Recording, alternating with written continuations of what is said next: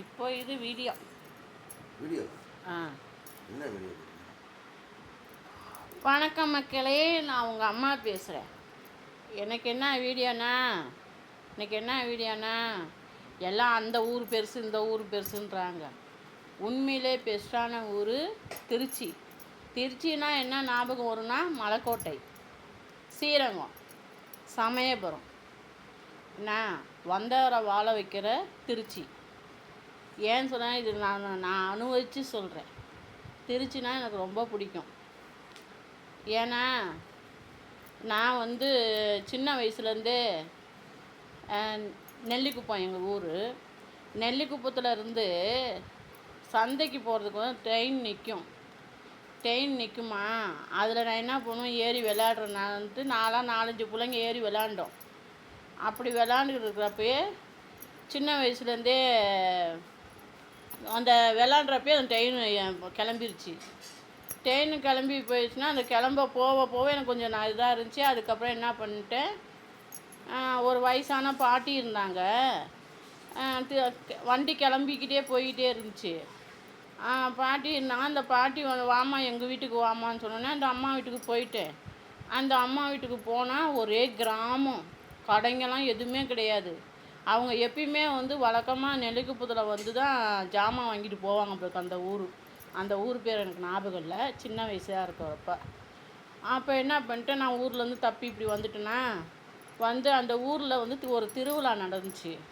அந்த திருவிழா நடக்கிறப்ப எனக்கு அந்த ஊரை பார்த்தோன்னா பயமாக இருந்துச்சு. எல்லாம் பானையில் சோறாக்கவும் அதில் சோறாக்கவும் ரொம்ப ஒரு மாதிரி சாமி ஆடவும் எனக்கு ஒரு பயமாக ஆயிடுச்சு. அப்புறம் என்ன பண்ணார், இந்த குளுத்தலையிலேருந்து ராஜகோபால்னு ஒருத்தர், அவருக்கு 5 பிள்ளைங்க.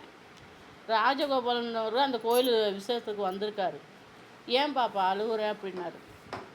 இது நாங்கள் நெல்லிக்குப்பம் தெரியாமல் நான் இந்த வண்டியில் ஏறிட்டேன். இந்த பாட்டியை நான் கூட்டிகிட்டு வந்துட்டு எங்கிட்டுமே விட மாட்டேங்குது. நான் எங்கள் அம்மா அப்பாட்ட போகணும், நெல்லிக்குப்பம் நாங்கள் அப்படின்னாங்க. சரி பாப்பா, எங்கள் வீடு நான் குடும்பத்தோடு தான் நாங்கள் அந்த ஊருக்கு வந்திருக்கோம். சரி பாப்பா, எங்கள் ஊருக்கு வந்தோடனே அப்படியே போகலான்னு அவங்க பிள்ளைங்கள்லாம் பார்க்கவும் எனக்கு அப்படியே மனசு மாறி போச்சு. அப்புறம் எங்கள் வீட்டுக்கு போகணும் கொள்ளணும்னு நான் எந்த ஊருமே சொல்ல கிடையாது. நான் அவங்க கூடயே அவர் என்னை ஒரு பிள்ளையாவே அவர் வளர்க்க ஆரம்பிச்சிட்டாரு. வளர்க்க ஆரம்பிக்கிறப்ப என்ன இருந்துச்சுன்னா நல்லா இருந்தோம். அவங்க பிள்ளைங்களுக்கு என்னென்ன வாங்கி கொடுக்குறாரோ அது மாதிரி எனக்கும் வாங்கி கொடுப்பாரு. சொந்த பிள்ளையாவே பார்த்தாரு. அவர் பேர் ராஜகோபால், கல் பற்ற வேலை பார்க்குறாரு. சரின்ட்டு இருந்தேன். அவருக்கு ஒரு அக்கா, அது திருச்சி முதலியாசத்தில் அந்த அக்கா, அந்த பொம்பளை இருக்கும் போலக்கு. அதுக்கு 4 பிள்ளைங்க. அது 4 பிள்ளைங்க இருக்கிறப்ப அந்த பொம்பளை வந்திருக்கப்ப இந்த பிள்ளைய நான் வீட்டுக்கு கூட்டிகிட்டு போகிறேன்ப்பா, நான் அங்கே இருக்கிற வரைக்கும் என்னை நல்லா பேசிச்சு, நல்லா பழகுச்சு என்கிட்ட. அப்புறம் நான் வீட்டுக்கு கூட்டிகிட்டு போகிறேன்ப்பா அப்படின்னு சொல்லுவோம். அந்த அம்மா இருக்கிற பாசத்தில் நானும் என்ன சொல்லிட்டேன், நானும் அவங்க அப்பயும் அவர் விட மாட்டேன்னு சொன்னார். இல்லைம்மா இங்கேயே இருக்கட்டும், இந்த பிள்ளைங்களாம் இந்த பொண்ணு போயிடுச்சுன்னா இந்த பிள்ளைங்களாம் அது ஏங்கி போயிடும். இந்த பிள்ளைய பாசமாக தான் அவங்க வச்சுருக்கேன் நான் அப்படின்னா. இல்லை தம்பி, என் மேலே உனக்கு நம்பிக்கை இல்லையா, இந்த பிள்ளைய நான் என் பிள்ளையாட்டம் நான் பார்த்துக்கிறேன் அப்படின்னு சொன்னோன்னே அங்கே தான் சனி பிடிச்சிச்சு. சரி, நான் அவங்க வீட்டுக்கு போனேன். அதுக்கு 3 ஆம்பளை பிள்ளை, ஒரு பொம்பளை பிள்ளை. அந்த மூணாவது பயலுக்கு கொஞ்சம் லூஸாக இருப்பான் பிள்ளைக்கு. என்ன பண்ணுச்சு, அங்கே போய் 2 நாள் வரைக்கும் என்னை நல்லா பார்த்துச்சு கொண்டுச்சு. அதுக்கப்புறம் பார்த்தா சாப்பாடு போடாது, அந்த வயசுலேயே வேலை பார்க்க சொல்லும். ஏன்னா 7-8 வயசு தான் எனக்கு அப்போ. அந்த வயசுலேயே அவ்வளோ ஜாமானை போட்டு விளக்க சொல்லும். அப்புறம் சாப்பாடு எல்லாம் சேர்ந்து சாப்பிடுவாங்க, எனக்கு சாப்பாடே போட மாட்டாங்க. என்ன பண்ணிட்டேன், இப்படியே இருப்பான். அது 4-5 வீடு வாடகைக்கு விட்ருக்காங்க. அந்த பக்கம் போனோன்னே என்னை வீட்டுக்குள்ளே கூப்பிட்டு அவங்க என்ன பண்ணுவாங்க, சாப்பிட வாமான்னு. இது நான் எப்போ சொல்கிறேன்னா, எம்ஜிஆர் சாவை கொஞ்ச நாள் இருக்கப்போ. அவர் என்ன பண்ணிட்டேன், சரின்னு சொல்லிட்டு அங்கே போய் நான் என்ன பண்ணிட்டேன், அந்த வீட்டுக்குள்ளே போய் சாப்பிட்டுட்டு சோப் போட்டு கை கழுவிட்டு வருவேன். ஏன்னா இந்த பொம்பளை அடிக்கும் என்ன. அப்படியே நக்கும் கொட்டும் அந்த பொம்பளை. ஜாமெல்லாம் நல்லா இல்லை. அப்போ என்ன தெரியும் நமக்கு, 8 வயசில் என்ன தெரியும். ஜாமெல்லாம் நல்லா விளக்காட்டி மண்டிலே கொட்டும், நறுக்கணும். அந்த பையன் ரூசு பையன் ஒருத்தன் இருக்கானா, அது என்ன பண்ணுவான், சோத்தோடு தூக்கி தலையில் கொட்டுவான். இப்படியே கொஞ்ச நாள் என்னால் தாங்க முடியல. அந்த வீட்டில் எனக்கு அலப்புற தாங்க முடியல. இப்படியே நான் அழுதுகிட்டு இப்படியே இருந்தேன். அப்போ தீபாவளி வந்துச்சா, தீபாவளி வரவும் இந்த பொம்பளை நான் கையை பிடிச்சிக்கிட்டு திருச்சி தைலாவுக்கு துணி எடுக்க போகலாம் வான்னு என்னை கூப்பிட்டு வந்துச்சு. கூப்பிட்டு வரவும் நான் என்ன பண்ணிட்டேன், கும்பல் ஓவராக இருந்துச்சு. கும்பல் ஓவராக இருக்கவுடனே நான் என்ன பண்ணிட்டேன், கையை உதறி விட்டு வெலிங்டன் ராக்ஸின்னு சினிமா தேட்டர் இருந்துச்சு அப்போ. அந்த தேட்டருக்குள்ளே போயிட்டேன். அதில் இன்னொரு அண்ணன் வந்து அவருக்கு அது பையன் வந்து ஆட்டோ ஓட்டுவார். அந்த அண்ணன் வரப்போலாம் எனக்கு 5 10 இதெல்லாம் கொடுப்பாரு. அதை சேர்த்து வச்சு இந்த பொம்பளை வரப்போ அந்த காசை எடுத்துக்கிட்டு அந்த வெலிங்டன் டாக்ஸுக்கு போயிட்டு அப்போ என்ன பண்ணிட்டேன், சின்ன எம்ஜிஆர் படம் தான் ஓடிச்சு. நம்ம ஒரு எம்ஜிஆர் படம் ஓடிச்சு. ஷோவும் பார்த்துட்டேன், இந்த தீனிக்கினே வாங்கி சாப்பிடுது. 2வது ஷோ பார்க்குறப்ப எனக்கு அழுகை வந்துருச்சு. ஐயோ நான் எங்கே போகிறதுன்னு தெரியலையே அப்படின்ட்டு ரொம்ப அழுகை வந்துருச்சு. அப்போ அழுகுறப்ப என்ன பண்ணாங்க, நம்ம திருச்சியில் உப்பு பாறைக்காரங்க வந்து சினிமாவுக்கு வந்திருந்தாங்க. ஏன் பாப்பா அழுகுற அப்படின்னு நான் சொன்னேன். திருப்பி என்னை கொண்டு போய் எங்கன்னா விட்ருவாங்கன்னு சொல்லிவிட்டு, நான் இருந்த இடத்துல கொண்டு போய் விட்ருவாங்கன்னு சொல்லி பயந்துக்கிட்டு என்ன சொல்லிட்டேன், எங்கள் அப்பா இல்லை, எங்கள் அம்மா செத்து போயிட்டாங்க, எங்கள் அப்பா வந்து இங்கே விட்டுட்டு எங்கேயோ போயிட்டாரு அப்படின்னு சொல்லிட்டேன். சரி பாப்பா நான் வளர்த்துக்கிறேன்னு அந்த அம்மாவுக்கு கலைச்செல்வி, அவங்க பேரும் கலைச்செல்வி, எங்கள் அம்மா பேரும் கலைச்செல்வி. எங்கள் அம்மா வந்து ஆந்திராக்காரங்க, எங்கள் அப்பா வந்து கவுண்டரு. இது நெல்லிக்குப்பத்தோட சேர்ந்தவர் எங்கள் அப்பா. எங்கள் அம்மா ஆந்திரா, தெரியுங்களா. அவங்களும் லவ் மேரேஜ் தான் பண்ணிக்கிட்டாங்க. அப்புறம் எங்கள் அம்மாவுக்கும் நான் ஒரே பொண்ணு தான். அப்படி இருக்கிறப்ப சரி பாப்பா எனக்கு 3 பையன் தான் இருக்கான், நான் உன்னை நல்லபடியாக வளர்த்துக்கிறேன்னு சொல்லி என்னை அவங்க கூப்பிட்டு போய் நான் சும்மா சொல்லக்கூடாது, அப்படி பார்த்தாங்க என்னை. ஒரு வேலை செய்ய விட மாட்டாங்க, ஒன்றும் செய்ய மாட்டாங்க. நேரத்துக்கு சாப்பாடு என் மக ஊர்லேருந்து வந்திருக்கு. என் மக யாருமே அவங்க பிள்ளை இவங்க பிள்ளைன்னு சொல்லாமல் என் சொந்த பிள்ளைன்னு சொல்லிட்டு அவங்க நல்லபடியாக பார்த்தாங்க. நல்லபடியாக பார்த்ததுக்கு என்ன செஞ்சுட்டேன், அங்கே இருக்கிறப்பே எம்ஜிஆர் சாகுறப்ப தான் எம்ஜிஆர் செத்து கொஞ்சம் நாள் கழிச்சு தான் வயசுக்கு வந்துட்டேன். அங்கே இருக்கிறப்பயே அவங்க அப்படி தான் சொந்த பொண்ணு மாதிரியே பார்த்து, மலர், சங்கர், அங்காளன் 3 பேர் அண்ணன் தம்பி. அங்காளன் வந்து தம்பி, மலர் அண்ணன் வந்து பெரியவர், சங்கர் நடுவில் வரும். என்னை அப்படி தங்கமாக பார்த்துட்டாங்க, கூட பிறந்த தங்கச்சி மாதிரி. நான் அதை கொளுத்து போய் சும்மா இருக்க முடியாமல் அங்கே உள்ளவனை பார்த்து லவ் பண்ணிட்டேன். நல்லவன் தெரியாமல் லவ் பண்ணி அவங்க லைலோவில் கூட மாப்பிள்ளை பார்த்தாங்க. நான் வேணான்னு சொல்லிவிட்டு இவன் கூட 15 வயசு இருக்கும் எனக்கு. அவங்க வீட்டில் அவங்க கூட லவ் பண்ணி அவங்க கூடயே நான் ஓடி போய் சமயபுரத்தில் போய் தாலிக்கு கல்யாணம் பண்ணிக்கிட்டோம். சமயபுரத்தில் கல்யாணம் பண்ணால் அப்போ தான் எனக்கு வந்துச்சு. சமயபுரத்தில் கல்யாணம் பண்ணிக்கிட்டோன்னே ஒரு 2-3 வருஷம் நல்லா தான் வச்சுக்கிட்டாங்க. அப்புறம் போக தான் தெரிஞ்சிச்சு, குடிக்கு அடிமையானவன், ஒழுங்காக வேலைக்கு போகாதவன், எல்லாம் கெட்ட பழக்கம் எல்லா பழக்கமே அவளுக்கு இருந்துச்சு. என்ன அப்படின்னு சரி போன்னு கொஞ்ச நாள் நல்லபடியாக தான் வச்சுருந்தான். இதையும் வாங்கி கொடுத்தான், கொண்டா அரியமாவத்தில் போய் குடி வச்சோம், எல்லாமே பார்த்துக்கிட்டான், எல்லாம் சரின்ட்டு இருந்தோம். அப்புறம் புள்ள எனக்கு மறு வருஷமே புள்ள தங்கிருச்சு. 16 வயசில் குழந்த தங்கிருச்சு. அந்த பிள்ளை இறந்து போயே பிறந்துச்சு. அடுத்தது 17 வயசுலேயே இன்னொரு குழந்த பிறந்துச்சு, அதுவும் இறந்து போயே பிறந்துச்சு. 3ஆவதாக நான் எல்லா கோயிலும் வேண்டிக்கிட்டு இப்போ இருக்க பெரிய பிள்ளை பிறந்துச்சு எனக்கு, மகானு. 18 வயசில் மகானு பிறந்தா. பிறந்த உடனே தான் ரொம்ப ஜாலியாக எல்லாம் இருந்தோம், நல்லபடியாக இருந்தோம். அப்புறம் நல்லபடியாக இருக்கும். சரி நம்ம வீட்டுக்கு ஒரு பிள்ளை தான், நமக்குனாலும் 4 பிள்ளை இருக்கட்டுமேன்னு சொல்லிட்டு மகாவுக்கு அடுத்தது இன்னொரு பொம்பளை பிள்ளை பிறந்துச்சு. அது நல்லபடியாக இருந்தோம். அப்புறம் தான் பார்த்தேன், அடிக்கடி உள்ளக்கு ஜெயிலுக்கு போய்கிட்டே இருப்பான். 3 மாதம் புள்ள வயிற்றில் இருக்கும், 6 மாதம் உள்ளே இருப்பான் புள்ள பிறக்கிறப்ப வெளியில் வருவாள், அப்புறம் கொஞ்ச நாள் இருப்பான், அப்புறம் ஜெயிலுக்கு போயிடுவான். இப்படியே தொடர்ந்து இருந்துச்சு. எனக்கு என்ன பண்ணுறதுன்னு புரியல.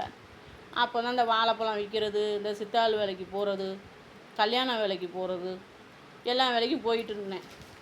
அப்போ 4 பேரை சேர்ந்து பாலக்கரைக்கு ஒரு ஹோட்டலில் போய் வேலை கேட்க போனோம்.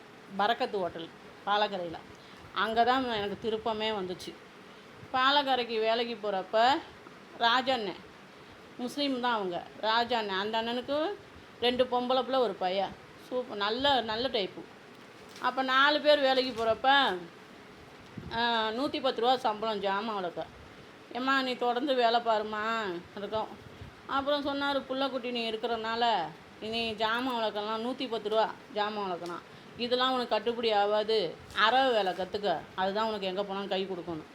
அரவை வேலை கற்றுக்கிட்ட பிறகு அதுக்கப்புறம் என்ன பண்ணேன், 4 பேர் போனோமா வேலைக்கு, அதில் 3 பேர் நின்றுட்டாங்க. நான் மட்டும்தான் அந்த ஹோட்டலில் 5 வருஷம். அப்புறம் எண்ணி 3 மாதத்தில் அரவு வேலை கற்றுக்கிட்டேன். சம்பளம் ஏற்றி போட்டார். அதுக்கப்புறம் சொன்னார், ஏம்மா சமையல் வேலை கற்றுக்குமா, இவனுக்கு எங்கே போனாலும் கை கொடுக்கும், அவன் புருஷன் குடிகாரனா இருக்கான் அப்படின்னு சொல்லவும் சரின்னு சமையல் வேலையை 5 வருஷம் அந்த ஹோட்டலில் வேலை பார்த்தேன். பிரியாணி, குஸ்கா, சிக்கன் கிரேவி எல்லாமே செய்வேன். எல்லாமே செய்கிறப்ப அந்த அண்ணன் என்ன பண்ணிட்டார், வெளிநாட்டுக்கு நான் போக போகிறேன், ஹோட்டலை வந்து கை மாற்றி விட போகிறேன், நான் வேணால் உனக்கு ரெக்கமெண்டேஷ் பண்ணுறேன், நீ அங்கே போய் வேலைக்கு போ அப்படின்னு சொன்னார். சரின்னு சொல்லிட்டு நான் என்ன பண்ணேன், 1 வாரம் வேலை பார்த்தேன். அவனுங்களுக்கு பொம்பளைக்கு போய் இவ்வளோ சம்பளம் கொடுக்குறதான்னு அந்த அவனுங்க ஒரு மாதிரி பேசினானுங்க. சரி வேணாம் போன்னு சொல்லிட்டு காட்டூர் குடி போனேன். திருச்சி காட்டூருக்கு குடி போனேன். காட்டூர் குடி போனால் நிஜாம் ஹோட்டலுன்னு ஒரு ஹோட்டலு. அப்புறம் அந்த ஹோட்டலுக்கு போகிறதுக்குள்ள எனக்கு எத்தனை 4 பொம்பளை பிள்ளை ஆயிடுச்சு. 4 பொம்பளை பிள்ளை ஆகி 5ஆவதாக என் மாமன் வயிற்றில் இருக்கிறான். என் மாமன் வயிற்றில் இருக்கிறப்ப அந்த ஹோட்டலுக்கு போனேன். அந்த ஹோட்டலுக்கு போனேன்னா பெரிய கிரைண்டரை காமிச்சு, ஏம்மா இந்த வேலை செய்வியாம்மான்னு கேட்டார் ஓனர். ஓனர் செய்வேம்மான்னு செய்வாங்க அப்படின்னா, ஏன்னா நான் பெரிய ஹோட்டலில் வேலை பார்த்த ஆள் தான் சொன்னேன். சரின்னு சொல்லிட்டு அந்த ஹோட்டலுக்கு வேலைக்கு போனேன். அரவு வேலை கொடுத்தாரு. அதுக்கப்புறம் அரவையும் பார்த்துட்டு சமையல் வேலையும் பார்த்தேன். 2 வேலைக்குமே 1200 வாங்கிட்டு இருந்தேன் தினமும். ஃபைனான்ஸ் கொடுத்தாரு. அப்புறம் 2வது பொண்ணு வயசுக்கு வந்துச்சு, அதுக்கெல்லாம் எல்லாம் பணம்லாம் ஃபைனான்ஸ் வாங்கி கொடுத்தாரு. எல்லாம் செஞ்சேன் கொண்டேன். இருக்கு ஏன் இதெல்லாம் இது சொல்கிறேன்னா, இத்தனை பிள்ளையும் இவ்வளோ கஷ்டப்பட்டு நான் வளர்த்து அவன் வந்து ஒரு குடிகாரன், அதுக்கப்புறம் வேலைக்கே போகிறது கிடையாது. அவனுக்கும் வச்சு சோறு நான் தான் போட்டுக்கிறேன். ஃபைனான்ஸ் கட்டணும், வீட்டு வாடகை கட்டணும், பிள்ளைங்கள பார்க்கணும், எல்லாம் செய்யணும். இப்படியே ஏன் பொறுத்துக்கிட்டு இருந்தேன்னா, நம்ம தான் படிக்கலை, இந்த பிள்ளைனாலும் படித்து ஒரு ஆளாகிட்டு வரணும்னு சொல்லிட்டு தான் 27 வருஷமாக அவன்கிட்ட அந்த கொடுமையை தாங்கிட்டு இருந்தேன். பொழுதுனைக்கு நைட்டு பகலும் வேலைக்கு போயிட்டு வருவேன். நைட்டானால் தூங்க முடியாது. போதையை போட்டுட்டு ஊயினுவான், திங்கிற பொருளை எதனாச்சும் கலந்து விட்ருவான். நாங்கள் 4 பிள்ளையும் போய் நல்ல தேங்காய் மாதிரி கூட்டிகிட்டு போய் ரோட்டில் படுத்து கிடப்பேன் டீ கடையில். நான் விடிய முழிச்சே இருப்பேன். ஏன்னா பிள்ளைங்களுக்கு யாரும் எதுவும் பண்ணிடுவாங்கன்னு பயந்துக்கிட்டு. அப்புறம் வீடாக போய் படுக்கிறது. இதே பொழப்பாக இருந்துச்சு.